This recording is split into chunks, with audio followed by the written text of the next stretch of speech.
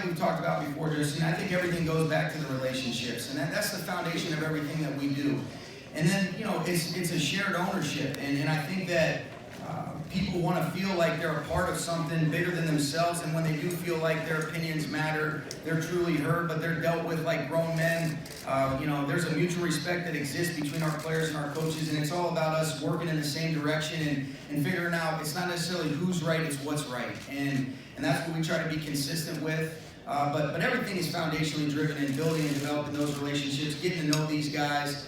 And I think once you have that set, then that enables people to feel comfortable to be vulnerable. It opens up the lines of communication where you can give the clarity from a coaching standpoint.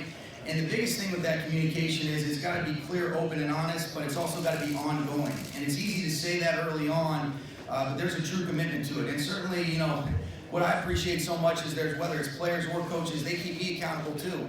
You know, I remember an instance a couple weeks ago with one of our coaches, and you kind of just get frustrated, and he had the presence to be able to say, hey, everything we do is predicated on communication. And I stepped back and I said, wow, you're exactly right. And I think when we've got that, whether that's from our players or from our coaches, that can create a healthy culture that hopefully you can sustain some continuity and be able to navigate through the good and the bad. When it comes to the mechanics of this game,